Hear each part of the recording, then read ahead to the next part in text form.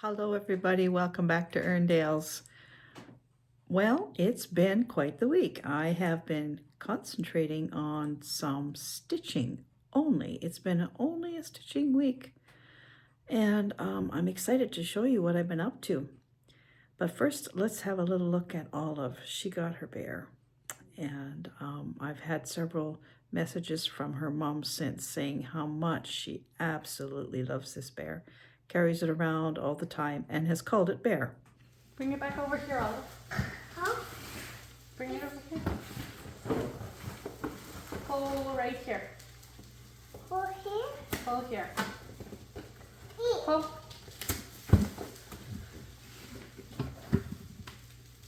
Okay. Pull here. Pull. Keep pulling. Oh, she's so strong. Here's the Okay. Now open your box.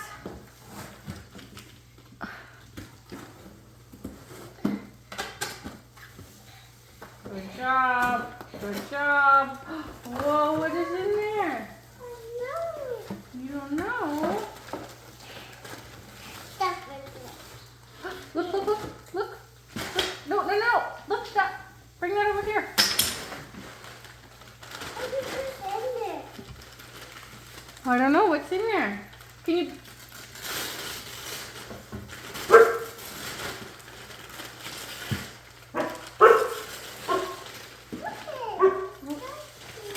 What is it? What are you gonna name it? It's Bear? Yeah?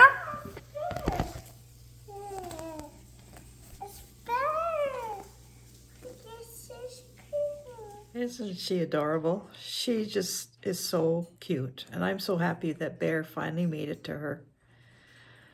So the next part of the video is going to be all about stitching, and I just want to say thank you so much for watching, and welcome to everybody as well.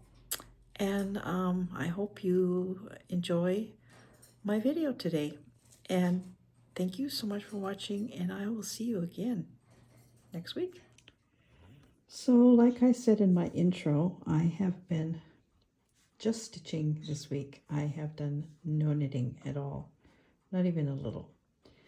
And what I'm stitching on, well, I'm stitching on several things, is these log cabin squares, which I want to make a wall hanging. I saw K3N when I first started watching her. She was still in France. She was going around her studio at the time and showing some of her pieces. And she had a large piece of a hand-done log cabin quilt that I just fell in love with. And so right then and there, I decided I wanted to make one for my living room, but also I watched some of her, I followed her all last year as well. And one of the things that she did was wonky log cabins, and I love the wonkiness about it. So I decided to do mine wonky. By wonky, I mean some are turned, some are raw. It doesn't, you know, they're wonky, but they're beautiful. When you put them together, they're absolutely beautiful. So I'm inspired to do this, and I'm making my squares quite large. I think these are 6 inches, if I can remember correctly. And I'm thinking of doing, so this will be 1 block. I'm thinking, I'm going to bump you down so you can see the whole thing. There you go. I'm thinking of doing 3 blocks across, so I would have six of these squares across. And how many up? Well, I guess maybe 3 if I can make, I'd like to make it square, or I don't know. I have to think about it. Anyway, I'm trying to do 1 a day. I'm trying to make 1 square a day. And actually it's very doable if that's all you're doing, but you know, that's not all I'm doing. So anyway, this is the 4 that I have actually completed. I started today's already, but I haven't finished it. And as you can see, all around me are strips. and I work in a mess. Doesn't matter what I do, if I'm knitting or crocheting or stitching or sewing, I am buried in a mess, and I love to work like that. I am not a minimalist crafter. I am a messy crafter, get it all out, throw it all over the place. That's how I work the best. And even when I was working as a medical billing specialist, I had hundreds of papers on my desk at one time. I knew exactly what everything was, where it was. It was a total disaster. It looked like a bomb went off. But at the end of the day, everything was gone and my desk was spotless. But that's just how I work. I've always worked that way, and I don't know why. So this is one of the things that I've been working on this week, and I'm going to show you the other one. I've also been doing some more bookmarks because I'm going to include these with some gifts when I do get my sock a month really seriously. Well, actually, I did do one pair of socks this month, so I'm okay. I'm going to include bookmarks with the socks when I gift them, so I'm just working on a few of those as well. And then the other thing that I started was a comfort cloth, and I'm going to explain a little bit about that to you. So the comfort cloth is something totally different, and this too is something that K3N is doing, and it's a yearly project. And this is the first block of the comfort cloth, and what it is it's a hand stitched and designed, I guess. Can be a quilt, it could be a wall hanging, it can be whatever you want. The idea of it is that it is something that you can stitch on every day of the year. It's a year-long project, and just relax and think and, give yourself comfort in the act of slow stitching and stitching in general. So the first block, it was suggested by her that the first block is going to be the center of the quilt or the comfort cloth, the blanket, or whatever you're going to make. The first block, that's this big white block here. Oh, better pop you down again. This block is going to be the center of the quilt. So she suggested that should be the heart of the quilt. So if you have precious fabrics or fabrics that have more meaning than other fabrics, perhaps in some way do something in the very center of your block to suggest the heart of you, something that's close to you or precious to you. And she did a 9-patch block in the middle, but I have so many precious fabrics, and that's because I have had the benefit of so many fantastic seamstresses and stitchers in my life that I have received fabric from people who have great meaning to me. So I had too many precious fabrics to make a 9-patch, and I didn't want that look for some reason. So I decided to take strips of my precious fabrics. Excuse me, Chip, do you mind not making so much noise? And weaving them together to make this. So all of these fabrics are in some way precious to me. Some were my mother's fabrics, some were my aunt's, some were my great-grandmother's, some were from clothing of people that I loved. And I made strips and I wove them all together so that now we are all together in this project. I don't know if that makes any sense, but this is what I wanted to do for my heart of my quilt. So I have a bit of a shadow happening here. There we go. So I've woven them all together, and I've made the center part of my quilt this square. Then I took this and I just used, this is some that I dyed myself, some echo printing that I did just on a bed sheet with tea and rust.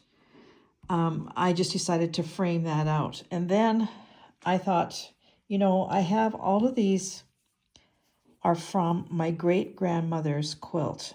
I have her quilt. It's in pieces. She started it and passed before she finished it. And there's a lot of single pieces. There's some parts that she's put together on her own.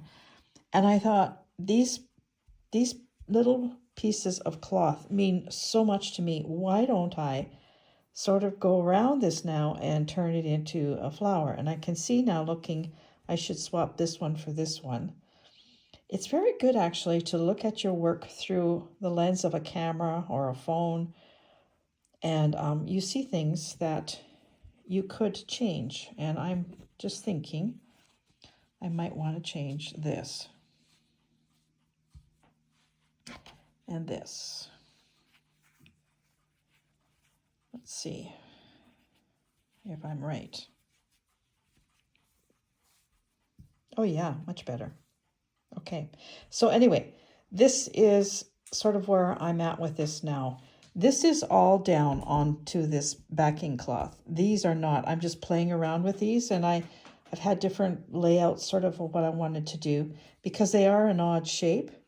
But I think this is what I'm going to do next. I'm going to put these down. Now I have to figure out what I'm going to do in these spaces because you're supposed to go pretty much to the edge, maybe leave an inch around for joining to the next block. But this is where I am with this, and I am so loving this. I sat here yesterday and spent the whole day just doing this middle part here, and it was so comforting. It was very comforting, just like, this is supposed to be a comfort cloth, and this was such a comforting thing to do, especially now when there's so much going on in the world, and in particular here in Canada. There's a lot of us who are quite upset about the current events, and this has been calming. I have focused on this instead of all the rhetoric and the garbage that you hear on social media and the news. This is more something that I can focus my attention on and my energies and my emotions on this instead of all the other junk. And the other thing that I want to mention about this is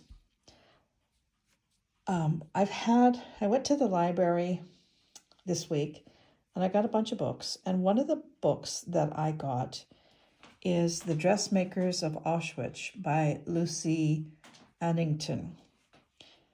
And in a way, it's sort of a depressing book. Yes, there is perhaps, I think, a little bit too much of the history of the Holocaust and how it came about and Hitler and all that stuff. For me, I would rather just read about the dressmakers of Auschwitz, but she went into a great deal of the lead up to, and I understand the importance of that. I'm a writer too, and I understand the importance of giving background to something, but I think she gave too much. Anyway, the dressmakers were Jewish women who had careers in dressmaking. Some of them had their own salons in places like Poland and Czechoslovakia, some even in Paris. And they, of course, that ended, and they were put in concentration camps. And the way they survived it was to hand make outfits, dresses for the government, for the army, and especially for the commandant's wives. It's very, very interesting. Totally double standard on that society's take, but my focus is on the women themselves, not on all the other things. My focus was on their love of stitching, the needle and the thread and their hands working, yes, to save their lives, but also to do their craft. And it comes out very strong about their craft. There's a lot of mention of fashion and through those times what the fashion was, what kind of fabric they were using, the different styles. It comes right down even to the kind of scissors they used. It's interesting in that way. That is why I'm reading the book, not for all the other junk, because quite frankly, the other junk is very similar to some of the rhetoric of today, and it is a bit scary, but I'm focusing on the women themselves. And those women are these women to me. They really are. So this is what I've been doing this week, and it's been lovely. I have enjoyed this so much, and I cannot wait to continue. Now that I've got this placement, I think I'll just invisible base these pieces down, because this is what I want to do now. And then I have to figure out what's going to be behind these pieces still, because I still have cloth to cover up here. But once all of this is down, then I get the joy for the next 2 weeks of stitching it, of hand stitching, of slow stitching, of adding my fancy stitches onto it. I'm actually also, this strip here all the way around, I'm going to stitch the names of the women in here. I think that'll be just really perfect. So yes, this has been such a wonderful project to start. And this is going to, not this entire piece, but this whole quilt will be from now till December. So, oh my, can you imagine how much fun that's going to be with all this fabric that's all over the place? So I'm doing this, and I'm doing those over there. And these are going to be my focus of daily stitching. I also have, my other projects that I'm working on. My bag that I showed you last week, as well as Molly to finish, and the image that I'm doing for Gary, which I've shown you before. I'm not going to mention it because he might be around here somewhere. But yeah, this is what I'm doing. So I hope all this rambling has given you something to think about. And you know what else I was thinking about? A lot of these fabrics here, well, almost all of these fabrics, these ones in particular, came from other people. And I remember when I got these fabrics, how excited and how wonderful it was.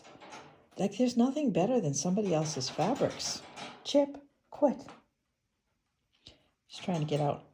There's nothing better than someone else's fabrics.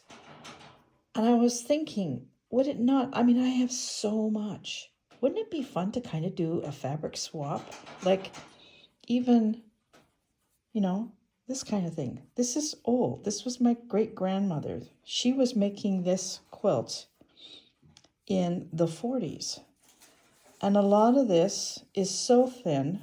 I'm sure it's from the 20s. And where did it come from? She was a quilter, so some of it is quilting, but some of it, obviously, like this, is somebody's shirt, And maybe some of these are from somebody's apron, or I don't know. They're lovely. They're lovely patterns, all of them. There's so many in here. So I don't know. I just had that thought. Wouldn't it be fun if we had a little exchange going of scraps? Not even fabric, just scraps for this kind of thing. I'm going to leave that out there for you. Give it a thought. So, it's been a stitching week, and the week's not over yet. I have another day or so. I'm recording this on, what is today? Today's a Friday. I hope to put this up on Sunday. But, yeah, lovely, lovely week. just sitting and stitching and remembering where these came from.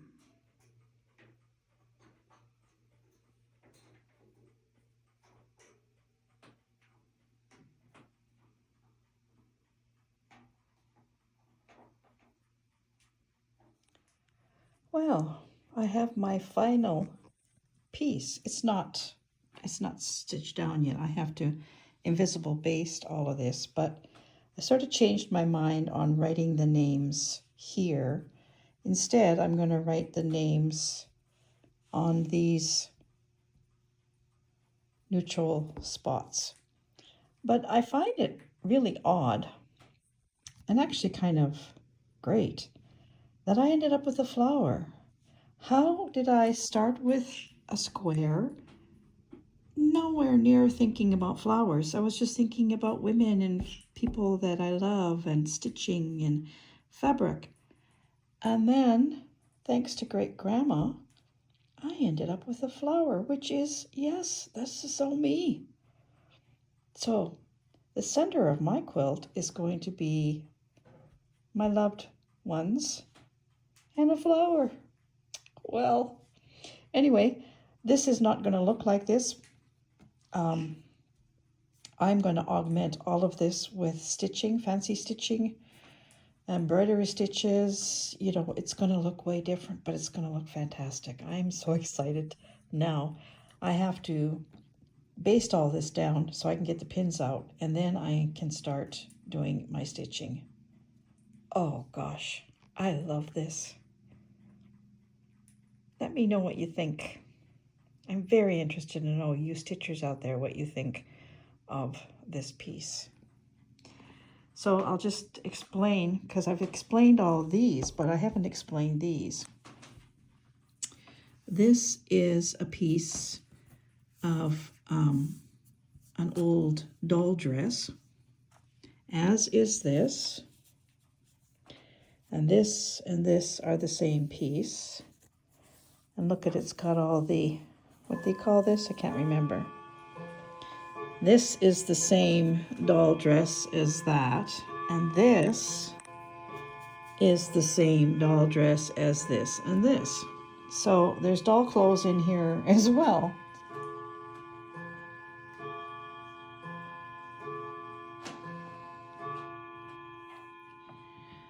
And why every time I want to make a video does the clock have to strike 12?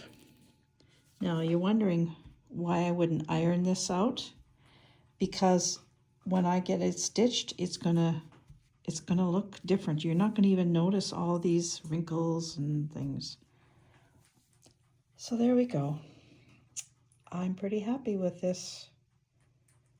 Now I got a long day ahead of me, just kind of putting this all down so that I can start to stitch it with beautiful colors and beautiful stitches.